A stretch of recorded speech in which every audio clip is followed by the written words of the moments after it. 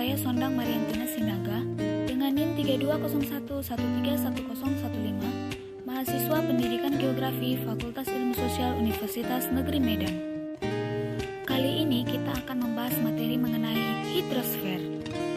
Apa sih itu hidrosfer? Kalian tahu nggak mengapa bumi disebut sebagai planet biru? Itu karena warna biru menggambarkan perairan yang ada di bumi. Dengan kata lain, bumi yang kita huni ini diselimuti oleh air atau yang disebut dengan hidrosfer. Hidrosfer berasal dari kata hidro yang berarti air dan sfer yang berarti lapisan. Jadi, hidrosfer adalah lapisan air yang menyelimuti bumi. Makhluk hidup menggunakan air untuk berbagai kebutuhan, di antaranya mandi, mencuci, menyiram tanaman, dan minum. Cabang hidrosfer yaitu potamologi, limnologi, gehidrologi, hidrometeorologi, dan kriologi. Meskipun digunakan secara terus-menerus, apakah air di bumi akan berkurang? Atau mungkin bertambah karena hujan? Atau mungkin tetap? Air di bumi tidak akan pernah habis dikarenakan adanya siklus hidrosfer atau siklus air. Siklus air adalah perputaran air secara terus-menerus dari bumi ke atmosfer dan kembali lagi ke bumi. Siklus air dapat dibedakan menjadi 3, yaitu siklus pendek, siklus sedang, dan siklus panjang. 1. Siklus pendek terjadi saat air laut menguap, kemudian terjadi kondensasi atau pengembunan, kemudian uap air membentuk awan, kemudian terjadi hujan dan air kembali ke laut. 2. Siklus sedang terjadi pada saat air laut menguap, kemudian terjadi kondensasi atau pengembunan, kemudian uap air membentuk awan, lalu uap air terbawa angin ke daratan, lalu hujan turun di daratan dan air kembali menuju laut.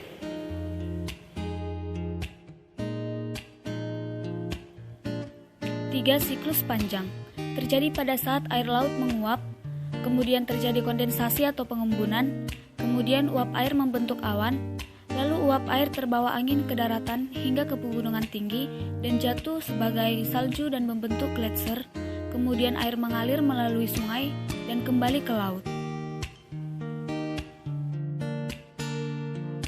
Tahapan siklus hidrosfer terdiri dari evaporasi, transpirasi, kondensasi, presipitasi, dan runoff. 1. Evaporasi, yaitu air yang menguap karena terkena panas matahari.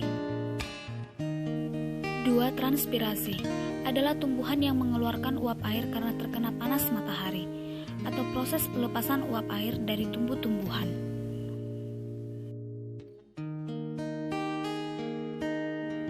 3. Kondensasi, adalah uap air di permukaan bumi yang naik ke udara dan membentuk awan. Kumpulan uap air tersebut akan mengalami pengembunan membentuk titik-titik air. 4. Presipitasi, angin membawa awan ke daratan atau ke dataran tinggi dan titik-titik air di awan akan turun menjadi hujan. 5. Runoff, adalah air yang kembali ke lautan.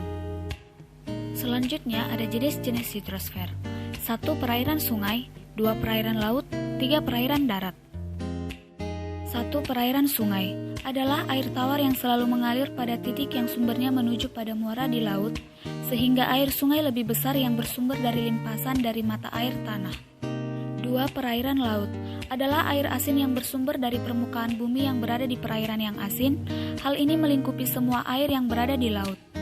Di antaranya, 1. Pesisir, 2. Pantai. 3. Perairan darat adalah air tawar yang bersumber dari tanah yang dangkal dari permukaan bumi dan juga berbagai air yang terdapat di sungai atau danau, meliputi 1. Sungai, 2. Danau, 3. Air tanah, 4. rawa. Pembahasan kita yang terakhir adalah contoh hidrosfer. 1. Lautan, 2. Air tawar, 3. Air permukaan, 4. Air tanah, 5. Air gletser.